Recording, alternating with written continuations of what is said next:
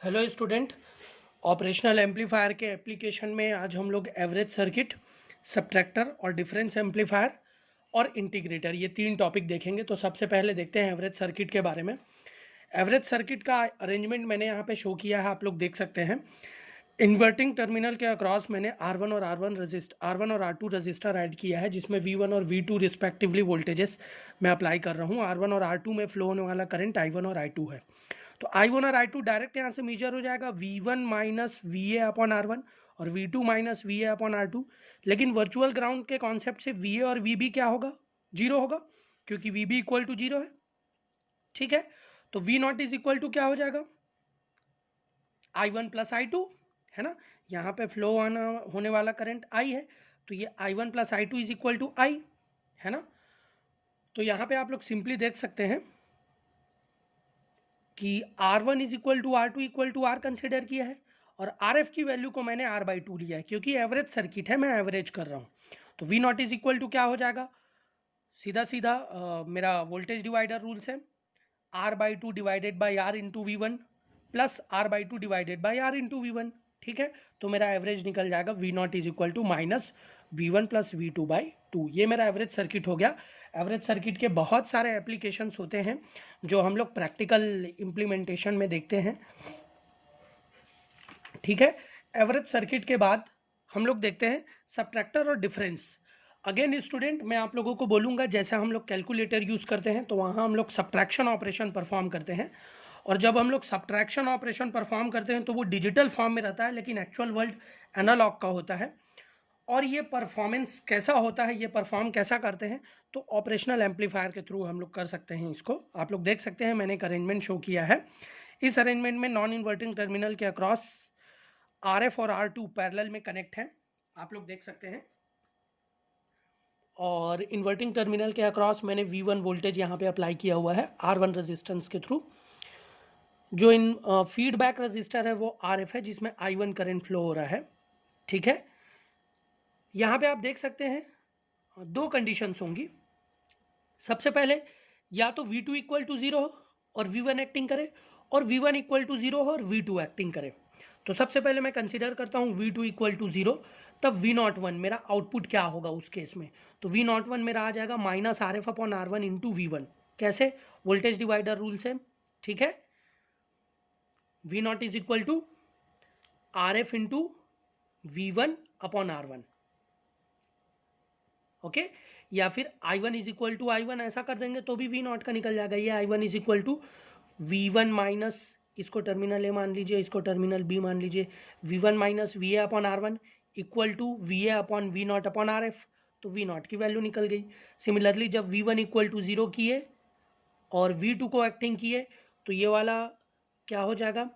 I2 is equal to V2 minus VB upon R2 और VB upon VB minus zero upon RF। ठीक है, तो ये दोनों को इक्वेट कर लेंगे, है ना, तो भी मेरा V02 निकल जाएगा। तो V0 इज इक्वल टू क्या हो जाएगा? 1 plus RF upon R1 into RF upon R2 plus RF into V2, ये मेरा हो जाएगा। ठीक है, तो इस तरीके से मेरा सब्ट्रैक्शन ऑपरेशन परफॉर्म होगा। कैसे होगा? दोनों केसेस को मैं सुपर पोजिशन प्रिंसिपल अप्लाई करके क्या करूँगा? ऐड कर दूंगा। जब सुपर पोजिशन अप्लाई करता हूँ तब V0 equal to V01 plus V02, तो V0 इज इक्वल टू मेरा ये हो जाएगा, और R1 is equal to R2 is equal to RF अगर कंसिडर करता हूँ तो V0 is equal to V2 minus V1। That is simply subtraction of two inputs, that is V2 minus V1। Second है, हम लोग देखेंगे वो है इंटीग्रेटर। तो इंटीग्रेटर में भी हम लोग दो केस देखेंगे, एक आइडियल केस और दूसरा प्रैक्टिकल केस। तो आइडियल केस के लिए मैंने यहाँ पे एक सर्किट अरेंजमेंट शो किया है। यहाँ पे ध्यान देने योग्य बात यह है कि फीडबैक पाथ में मैंने कैपेसिटर शो किया है, दैट इज CF। तो आइए देखते हैं, ये वाला करंट इज इक्वल टू ये वाला current, VA is equal to VB equal to zero by virtual ground. तो V in minus VA upon R1 equal to VA minus V0 upon CF। ठीक है, तो CF के अक्रॉस का current क्या होगा? CF dVA minus V0 upon DT।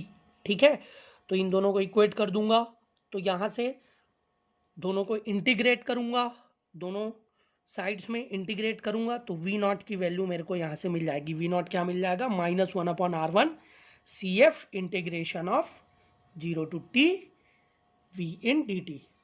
ठीक है, नेक्स्ट है मेरा आइडियल इंटीग्रेटर के बाद प्रैक्टिकल इंटीग्रेटर। तो प्रैक्टिकल इंटीग्रेटर का अरेंजमेंट मैंने यहाँ पे शो किया है, आप लोग देख सकते हैं। ठीक है, जो नॉन इन्वर्टिंग टर्मिनल है उसके अक्रॉस मैंने एक कंपनसेटिंग रेजिस्टेंस लगा है। ये कंपनसेटिंग रेजिस्टेंस पैरेलल कॉम्बिनेशन है RF और R1 का। ठीक, CF और RF पैरेलल में मैंने लिया है प्रैक्टिकल इंटीग्रेटर में, और R1 को मैंने इन्वर्टिंग टर्मिनल के इनपुट में लिया हुआ है, जिसके अक्रॉस में इनपुट वोल्टेज अप्लाई कर रहा हूँ। तो आप लोग देख सकते हैं यहाँ पे प्रैक्टिकल इंटीग्रेटर शो किया है मैंने। और प्रैक्टिकल इंटीग्रेटर का एनालिसिस करने के लिए सबसे पहले मुझे ये समझना जरूरी है कि यहाँ पे कौन कौन सा करंट फ्लो हो रहा है। यहाँ से मैं कंसिडर करता हूँ I करंट फ्लो हो रहा है, यहाँ से I1 फ्लो हो रहा है, I2 मान लीजिए, और यहाँ से I1 फ्लो हो रहा है, ये मान लीजिए। ठीक है, तो I is equal to simple है I1 प्लस I2। I की वैल्यू V इन माइनस, अगर इसको टर्मिनल A मान रहा हूँ और इसको B मान रहा हूँ तो V in minus VA upon R1, और VA is equal to VB is equal to 0 virtual ground concept से। क्यों? क्योंकि VB के अक्रॉस कोई भी वोल्टेज सोर्स नहीं है, तो यहाँ पे रजिस्टर में कोई भी करंट ड्रॉप नहीं होगा। ठीक है, कोई भी करंट सोर्स या वोल्टेज सोर्स नहीं है, यहाँ पे कोई भी वोल्टेज नहीं होगा, तो VB इक्वल टू 0। तो V in minus R1, V in by R1 equal to, इसको देख लीजिए, minus V naught upon RF, और CF के अक्रॉस का वोल्टेज क्या हो जाएगा, CF V naught dV naught by dt। ठीक है, तो जब मैं इसको सॉल्व करूंगा तो V naught equal to -1/R1 CF integration of 0 to t V in dt plus कोई भी एक कांस्टेंट होगा। क्लियर है? RF CF ये मेरा टाइम कांस्टेंट है, और ये इज इक्वल टू होगा 1/2π FA। ठीक है, आइए देखते हैं इसका फ्रीक्वेंसी रिस्पांस का एनालिसिस करते हैं। मैंने यहाँ पे एक फ्रीक्वेंसी रिस्पांस ड्रॉ किया हुआ है प्रैक्टिकल इंटीग्रेटर के लिए। ठीक है, यहाँ पे आप लोग देख सकते हैं कि सबसे पहला पार्ट जो है, यहाँ से हाईएस्ट गेन से 20 log RF बाई R1 तक रिस्पॉन्स ऑफ आइडियल इंटीग्रेटर है। ठीक है, ये वाला रिस्पॉन्स, ये वाला पार्ट जो है आइडियल इंटीग्रेटर का है।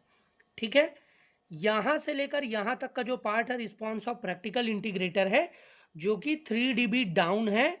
कब? जब frequency is equal to FA है। ठीक है, और स्टॉप कब हो रहा है, gain reduce to 0 dB। 0 dB reduce कब हो रहा है, जब frequency is equal to FB है। ठीक है, तो मेरा FA और FB क्या है, यहाँ पे सवाल ये उठता है। तो FA मेरा जो है कट ऑफ फ्रीक्वेंसी बोल सकते हैं, लोअर कट ऑफ फ्रीक्वेंसी, और FB जो है अपर कट ऑफ फ्रीक्वेंसी में बोल सकता हूँ। तो FA और FB मैंने शो किया यहाँ पे 1/2π RF CF, और FB is equal to 1/2π R1 CF। तो इस तरीके से मेरा ये प्रैक्टिकल इंटीग्रेटर का फ्रीक्वेंसी रिस्पॉन्स है, जिसको आप लोगों को अंडरस्टैंड करना है। ठीक है, ये वाला जो पोर्शन है मेरा, वो बैंडविड्थ ऑफ प्रैक्टिकल इंटीग्रेटर हो जाएगा, और ये जो रेंज है ये मेरी यूजफुल फ्रीक्वेंसी रेंज है, जिसमें मेरा ऑपरेशनल एम्पलीफायर का ये arrangement as a integrator work करेगा। ठीक है, कोई भी डाउट होने पर आप लोग मुझे कमेंट सेक्शन में पूछ सकते हैं।